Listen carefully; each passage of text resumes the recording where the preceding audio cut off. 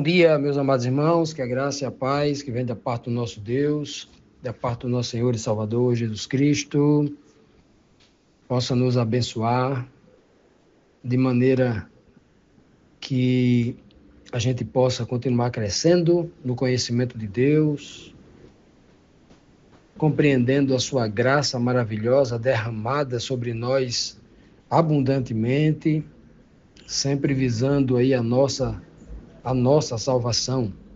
Amados, estamos começando mais uma semana e também com ela, começando aqui uma nova lição bíblica diária. Essa semana nós vamos estudar sobre leis em conflito, a lição número 11, do livro de Romanos. E nesta lição nós vamos aprofundar um pouco mais ainda no capítulo 7 de Romanos, falando das duas leis que a teologia moderna, que aprendeu a falar mal da lei de Deus, uma igreja que não gosta de regras, gosta de viver de uma forma anárquica, realmente aprendeu a falar mal da lei de Deus. Então eles dizem que Paulo está falando de uma luta entre duas naturezas, quando o homem tem apenas uma natureza, chamada natureza humana. Mas, infelizmente, a teologia moderna dá esses nomes aí, e muitas vezes as pessoas aceitam de forma integral, sem pensar. O que está acontecendo aqui, a luta no capítulo 6 e 7 de Romanos, fala de duas leis. Uma lei natural da carne do pecado contra a lei espiritual, a lei do entendimento, que é aquela que vem de Deus para obedecer tudo o que o Senhor pede nas Escrituras Sagradas. Pois bem, leis em conflito é o título da lição desta semana. Vamos aqui direto aqui para o verso síntese, que está em Romanos, capítulo 7, versículo 23, que diz assim, Paulo dizendo, mas vejo nos meus membros outra lei. Então veja que não só tem uma lei aqui. Então, toda vez que você lê o livro de Romanos, quando Paulo fala em lei, então veja que ele fala aqui de outra lei, quer dizer que tem mais de uma. Outra lei. Eu vejo nos meus membros carne, outra lei, que batalha contra a lei do meu entendimento. Veja que tem uma lei que está nos membros da carne, que batalha com a lei do entendimento, a lei do espírito. E esta lei que está nos meus membros na carne, diz Paulo, e me prende debaixo da lei do pecado que está nos meus membros. Então, quando ele diz aqui, olha, me prende debaixo da lei do pecado, aí nós entendemos o que Paulo diz. Nós não estamos mais debaixo da lei. É esta lei aqui, que me prende debaixo da lei do pecado. Quando Paulo fala, nós não estamos mais debaixo da lei, é desta lei, lei do pecado. Nós não estamos mais debaixo da lei do pecado, não é debaixo da lei de Deus, porque debaixo da lei de Deus até Cristo veio. Lá em Gálatas 4:4 fala que Cristo veio sob a lei, embaixo da lei, e nascido de mulher. Então, ou seja, embaixo no sentido de que nós somos obrigados a guardar a lei para não incorrer em pecado. E Cristo não cometeu nenhum pecado, ele foi obediente em tudo. Como diz as Escrituras, Cristo obedeceu plenamente à lei de Deus, não cometeu nenhum pecado. E é o nosso exemplo. E por uma questão de bom senso, por uma questão de raciocínio lógico, por uma questão de obviedade, nós precisamos imitar Cristo, que é o nosso exemplo em tudo. Se ele obedeceu em tudo, por que a gente não tem que obedecer? Ora, se o grande objetivo que o próprio apóstolo Paulo, escritor aqui da carta de Romanos, escrevendo em Efésios 4, versículo 13, que é o nosso objetivo como cristãos, atingir a mesma estatura de Cristo, a estatura do homem perfeito, o Jesus que foi ungido, a posição de Cristo, Cristo quer dizer o ungido. Cristo vem da palavra Messias, Mexixá, quer dizer ungido. Então, Cristo se tornou o ungido. Então, nós precisamos seguir o mesmo curso, o mesmo exemplo de Cristo. Foi para isso que também ele veio ao planeta, para que também, além de ser o nosso Salvador, além de pagar a nossa dívida, de morrer em nosso lugar, ele veio se tornar um exemplo prático para cada um de nós. Ele é o nosso perfeito exemplo. né? Não é à toa que ele diz lá em João 13,15, assim como eu vos dei o exemplo, vocês devem fazer conforme o exemplo que eu lhes dei. Então aqui Paulo está dizendo em Romanos 7,23, né? O verso síntese da nossa lição, ele está dizendo claramente que ele via, ele enxergava, e todos nós que temos bom senso também enxergamos em nossos membros. Na nossa carne, nós enxergamos. Eu enxergo, obviamente, que o meu estômago, até quando eu nem estou nem com muita fome, mas ao sentir o cheiro, né, de uma comida que eu acho gostosa apenas pelo sabor, eu atendo os prazeres da carne, né?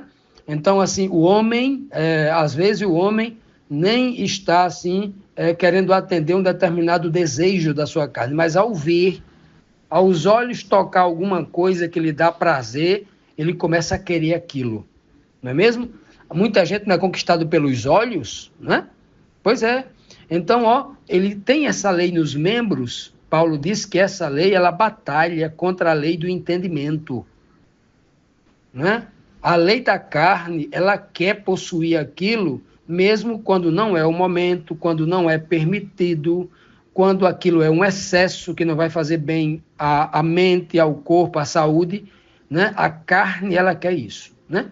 E Paulo diz que é por isso que esta lei do pecado, ou a lei da carne do pecado, esta lei que está intrinsecamente, né, embrenhada, colada, ligada aos membros do corpo, aos membros carnais, esta lei é terrível, está colada nos membros, ligada ao membro, e esta lei, ela é uma inimiga do entendimento, da lei do entendimento, da lei de Deus, da lei racional, que é para obedecer a Deus em todos os momentos.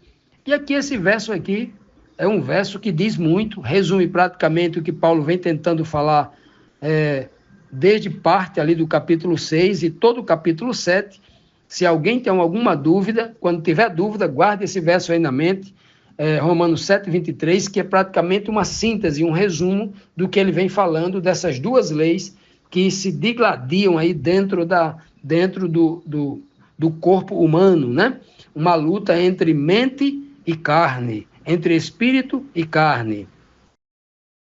Vamos então, amados, aqui para a nossa primeira pergunta da nossa lição, né? Vamos aqui o contexto do verso síntese, né? Lemos o verso 23, agora vamos ao contexto, os versos que vêm anteriormente ao verso 23 e os versos que vêm posteriormente ao versículo 23, né?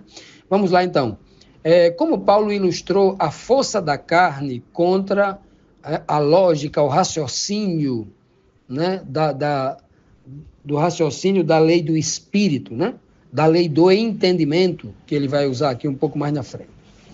Ele diz assim, de maneira que, agora, já não sou eu que faço isto, mas o pecado que habita em mim. Olha o que Paulo está dizendo aqui. No verso anterior, no contexto anterior, Paulo está dizendo, olha, se eu cometo algum pecado, e sei da verdade, sou consciente da lei de Deus, já não sou eu que faço isso, porque a minha vontade mental não, eu até dei um exemplo na semana passada, alguém que foi proibido pelo médico de comer um bolo de chocolate com muito açúcar, né? Tomar um copo de refrigerante, um copo de Coca-Cola, né? Com aquele bolo, uma verdadeira bomba, né? Um verdadeiro veneno para o corpo que está com diabetes, né? Você está ali com diabetes, ali, uma carga de açúcar muito pesada, uma série de ingredientes ali, né? Que são agentes cancerígenos e outras coisas mais. Aí você pega aquilo ali, o médico diz, não pode usar isso. Isso vai diminuir o teu sistema imunológico, isso vai favorecer a diabetes vai, né? Aí você ficou com medo quando o médico falou, você ficou com medo ali, eu vou me cuidar, vou me controlar, vou controlar a minha boca, né? As pessoas não falam assim. E aí, na primeira oportunidade que chega lá naquela padaria, aquela bomboniere, né? Aquela casa de doces especializadas em doce, aí você vê aquela beleza, aquela fatia de bolo, uma obra de arte, né? Aquela coisa brilhosa, linda, e aí você, naquele momento, esqueceu tudo que o médico falou, já não tem mais medo do que o médico falou, né? Já não tem mais temor por aquilo que ele falou. Agora, você já esqueceu que está com diabetes, né? dane-se a diabetes, eu vou comer. Se eu morrer amanhã, pelo menos eu como, eu morro com prazer, né? Não é assim que o homem rebelde, o homem escarnecedor fala, o homem sem noção, o homem carnal, vendido ao pecado, pensa e fala, é assim. O homem espiritual, não. O espiritual, ele pondera, ele questiona, né? Ele questiona. Ele sabe que aquele gostoso na boca dele é uma questão de má educação, porque se você começar a comer coisas saudáveis, as coisas saudáveis vai se tornar mais saborosa, porque o paladar é adestrável, né? O homem racional sabe disso. Tudo aquilo que você achava que era ruim, comida boa, natural, que era ruim, que você começa a usar e abandonar aquele doce, aquela coisa toda, daqui a 10 anos, quando você for botar um doce na boca, você não gosta mais, porque é doce demais, você não consegue mais comer. Porque o paladar é adestrável. O homem racional, ele sabe disso. O homem racional, ele acha que ele não pode viver sem aquela comida, sem aquele doce, mesmo que ele tenha um câncer, que ele vai morrer de diabetes. Então, o que acontece? Então, quando ele vai lá e desobedece ao médico, vai lá e come 2, 3 fatias e 1 litro de Coca-Cola, né? Ali porque não se controla, né? Porque ele quer comer aquilo é mais forte do que ele está dizendo, a minha carne é mais forte do que o Espírito de Cristo que fala a minha consciência, né? E esse exemplo que eu estou dando aqui do bolo, da comida, eu falo da comida porque a comida é dado em exemplo do Gênesis ao Apocalipse. O primeiro pecado foi com a comida lá com Adão e Eva. Cristo foi tentado no primeiro pecado com comida, né? A Bíblia apresenta que a primeira necessidade, né, é a comida. Não andeis ansiosos pelo que haveis de comer. Tudo vem a comida, porque é a primeira necessidade do ser humano. Então, e é a primeira necessidade real da carne, né? Então, é por isso que nós precisamos entender o que Paulo está querendo dizer sobre a lei que reina nos meus membros. Esta lei deve ser dominada, deve ser vencida. Devemos dizer para a carne, olha, preste atenção, quem manda aqui não é você. Quem manda aqui é o raciocínio, é a inteligência, é o Espírito de Deus. Eu não vou fazer uma maldade comigo mesmo só porque você está pedindo isso. A mente deve dizer ao estômago, é eu que mando em você, não é você que me domina, né? Tem que ser dito isso mesmo, né? O homem tem que fazer esse exercício espiritual para que ele não se deixe escravizar por nada que vem da carne, que a carne o domine. Esse é o grande exercício que Paulo está colocando aqui, é o grande exercício que Cristo tenta passar de diversas formas, né? O exercício espiritual, do verdadeiro homem espiritual. Não é ser o homem religioso. O religioso na frente da igreja, ele só come alface, né? Mas por trás da igreja, ele, quando não tem ninguém, só ele ali, é ele, né? Isso é um religioso, cheio de hipocrisia. E a gente não pode ser assim. E Paulo aqui está explicando para a gente o seguinte, olha, se eu sou um homem fiel a Cristo, que eu quero ser, pelo menos estou me esforçando, a minha intenção é de ser um crente fiel a Cristo, estou tentando ser fiel a Cristo, me esforçando, fazendo a minha parte, e aí eu percebo que em dado momento eu fiz alguma coisa que era contrária ao meu raciocínio. Eu estou pregando uma coisa e aquilo que eu falei que não era para fazer, eu acabei fazendo, mas eu não gostei daquilo. Eu mesmo me reprovei, eu mesmo fiquei triste, eu mesmo me arrependi, eu mesmo fui lá no meu quarto, chorei, fiquei de joelho, Senhor, perdoe o meu pecado, me dê uma segunda chance que eu não faço mais isso. Eu fui contra aquilo, eu me reprovei. É por isso que Paulo fala aqui, ó. Ora, se aquilo que eu não quero fazer eu acabo fazendo, isso não quer dizer que já não sou eu que faço de minha própria, não sou o eu racional que está fazendo. É que tem uma carne em mim que me cegou, que me enganou, como ele já disse aqui, que me enganou, né? No próprio contexto aqui do capítulo 7 de Romanos, ele fala, essa lei da carne do pecado me enganou. E eu acabei caindo nessa tentação e eu acabei pecando. Paulo está dizendo aqui que por causa disso ele é inocente, Deus vai passar a mão na cabeça dele, que vai entender, não, meu filho, fique como pecador mesmo, fique cedendo aí aos pecados. De maneira nenhuma, Paulo não está falando nisso. Paulo apenas está mostrando a força da lei da carne do pecado. Né? A lei do pecado, que ele fala aqui, ele dá nome, né? Lei do pecado, a lei do pecado, ela batalha contra a lei do entendimento, a lei que está, lei do pecado, versículo 23, que ele vai dizer, né? A lei do pecado, ela batalha, ela é contra a lei do entendimento. E a lei do entendimento, o Espírito Santo de Deus, ele não habita no meu estômago, ele não habita nas minhas células. O Espírito de Deus habita no meu consciente, na minha razão, que porventura a Bíblia diz que está localizada na cabeça. A ciência diz que isso está localizado em algum lugar do cérebro, um lugar próximo ali ao hipocampo, um lugar onde se tem as memórias, aonde se funciona a razão, o intelecto do homem, por ali.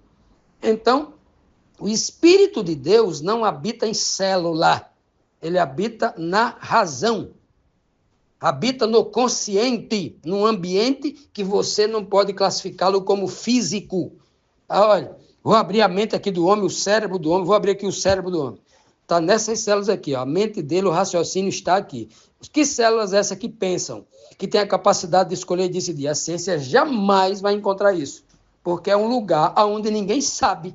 Trata-se de algo espiritual, intocável. Não é físico, não é visível, não está na aparência do homem. Então, essa é a beleza daquilo que Paulo está tentando falar para nós. Continuando, amados, vamos aqui para a nossa segunda pergunta, mais um questionamento. Questionamento agora, Paulo, parece que no capítulo 7 aqui de Romanos, Paulo está criando aqui a síntese, né, do que ele vem falando, desde o capítulo 3, final do capítulo 2, né, em diante ele vem falando sobre essas duas leis, as leis que ele tá mostrando ali, que o povo judeu dentro da igreja, muito preso a coisa física, e não aceitava a era do Espírito, o batismo com o Espírito Santo, a graça trazida por Cristo em forma de uma unção espiritual, em forma de dons, de dádiva espiritual, em forma de revelação espiritual profunda. Parece que o judeu não entendia muito isso, está muito preso à letra morta. E estava querendo trazer para dentro da igreja cristã, lá em Roma, essas tradições, esses costumes hebraicos, que eram muito presos à letra morta, trazer esses rituais de volta. E Paulo aqui está mostrando para eles aqui a grandeza do que é essa questão espiritual. Entender a lei, que eles entendiam como letra morta, entender no espírito, entender, né, que por eles serem judeus não era superior a ninguém. A carne dele era igual à carne de todo mundo. E nos membros dele existia uma lei também, que era a lei da carne do pecado, que está no judeu e está em todo mundo. Então ninguém pode se achar uma raça melhor do que a outra, porque tudo é carne humana e todo mundo precisa do mesmo Espírito, do mesmo Salvador, da mesma revelação, da mesma justificação e da mesma salvação. Todo mundo está na mesma condição. Então, Paulo vai falar isso de diversas formas, né? E é isso que a gente está buscando entender. A segunda pergunta diz: o que não podemos esperar da lei que vem da carne natural? Aquilo que Paulo já classificou, a lei da carne do pecado, ou a lei do pecado, né? Romanos 7, versículo 18, diz assim: porque eu sei que em mim, disse Paulo, isto é, na minha carne. Quando eu falo em mim, eu não estou falando na minha mente, estou falando na minha carne. Olha que coisa, como Paulo é claro, não? Porque eu sei que em mim, isto é, na minha carne, não habita bem algum. Veja que Paulo não está dizendo assim, ó, eu sei que em mim, na minha mente, não habita bem algum. Paulo não está dizendo isso. Porque o bem que havia em Paulo estava exatamente na mente. O Espírito de Cristo havia transformado a vida dele. E na mente dele havia santidade, amor, compreensão, sacrifício, né? Então, porque eu sei que em mim, isto é, na minha carne, não habita bem algum. E com efeito, o querer está em mim. Eu até quero fazer o bem, mas não consigo realizar o bem. Por quê? Por causa da carne. A carne fica o tempo todo querendo sabotar o bem, sabotar a verdade, sabotar aquilo que Deus quer que nós façamos. Que é ser o quê, em resumo? Ser obediente a toda a palavra de Deus. Então, meus amados, vou tocar agora num ponto muito delicado, num ponto muito sensível para a igreja do presente século. As igrejas evangélicas, ditas denominações cristãs, hoje em dia, nós temos visto muitas aberrações, muitos maus exemplos da liderança, principalmente dos grandes líderes, e dos líderes menores também, de todos os líderes, maus exemplos que parece que o povo A igreja cristã, de fato, que tem a obrigação, todo crente tem a obrigação, todo crente... mas eu não sou teólogo, eu sou só um membro de igreja. Estou na igreja há 1 ano, não tem problema. Você tem a obrigação, você tem o dever. Se não fizer isso, está cometendo o pecado da negligência. Tem a obrigação de ler e entender a Bíblia por si só, para não ser enganado para ninguém. Nenhum homem pode colocar a sua salvação na mão de um líder religioso. O homem só pode colocar a salvação nas mãos de Cristo. Paulo vai dizer isso. Todos os apóstolos vão deixar bem claro, eles não têm condição de salvar, nem os apóstolos foram batizados, selados com o Espírito Santo. Imagina esses líderes que aí estão. Então, vejam só, nós temos essa obrigação, e o povo parece que não está examinando, por exemplo, a mensagem que está aqui no livro de Romanos, porque se entendesse isso aqui, eles não, em hipótese alguma, estariam se deixando guiar por pessoas que estão pregando falsas doutrinas, pregando coisas erradas, dando vazão à carne, como Paulo diz aqui, ó, estão atendendo os apelos, os reclames da carne. É o que eles estão fazendo aí, né?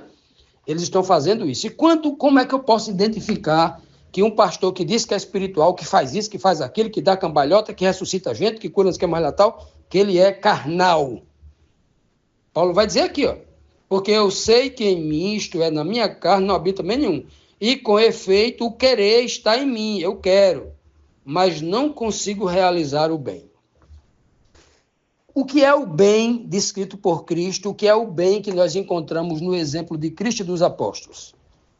Quando nós vemos hoje pastores na televisão, líderes de todas as formas, né? Que, por exemplo, abandonam o sacerdócio para se tornar um líder político, um político de posição elevada, trocando uma posição santa, superior, porque a posição de alguém que é chamado para ser o menor dentro da igreja, para servir a igreja na posição de apóstolo, de pastor, não tem nenhuma posição neste planeta, nem a de rei é mais poderosa do que a de um profeta menor, como Jonatas, que foi lá e repreendeu Davi, né? Como Natan, que foi lá e repreendeu Davi. Né? Não tem. Isso é maior para Deus.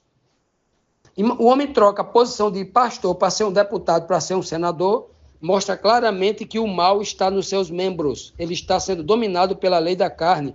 Nunca foi um pastor chamado por Deus, enviado por Deus. Ele está dizendo, o mundo, o dinheiro, o poder, a fama é mais importante para mim. Pastores que fazem questão de se apresentar com ternos caríssimos, bem alinhados, tudinho, tentando tocar o coração das pessoas pela aparência. Era o que o judeu fazia, tentando fazer na igreja de Roma. E Paulo está desvalorizando, assim como Cristo a vida inteira desvalorizou com a boca e com o seu próprio testemunho a questão das aparências. Pastor que fica pedindo muito dinheiro, pastor que fica, né, o tempo todo mostrando que é dinheiro, só fala em dinheiro, só fala em prosperidade. O que ele está fazendo ali é dando vazão à carne. Está dando vazão à carne. Nenhum mérito. Essa figura não é espiritual. Deus não enviou esse tipo de homem, porque está lançando trevas sobre o verdadeiro evangelho. Está dando mau testemunho. O mundo não é este, a vida não é esta. Quem ama o mundo, o amor do Pai não está nele. Se alguém ama o mundo, as coisas que estão neste mundo, e o pastor, o líder, o pregador, não tem pregado isso para as pessoas, que não se apegue às coisas do mundo, que não valoriza as coisas do mundo, principalmente o dinheiro, a fama, o poder, não entendeu nada ainda. Ele está dizendo aqui, olha, eu faço questão de dar vazão à minha carne, né? Olha, eu sei que há em mim, na minha carne, não habita bem nenhum. E se eu não estou fazendo bem nenhum, estou buscando só as coisas deste planeta, é porque, com efeito, eu não estou fazendo bem. Eu estou buscando atender às necessidades da carne, tenho amor pelas coisas do mundo. O amor do Pai não está em mim. Eu estou amando o mundo. E tem muita gente assim, e a gente precisa entender isso, não para estar acusando essas pessoas, mas para não estar seguindo, para não estar colocando a sua vida nas mãos de pessoas que não fazem o bem, né? Que o Senhor nos abra os nossos olhos espirituais para que toda a verdade chegue à nossa mente, para que estejamos conectados a Deus através de Cristo somente. e, através deste poder, possamos testemunhar da verdade para todos. Em nome de Jesus.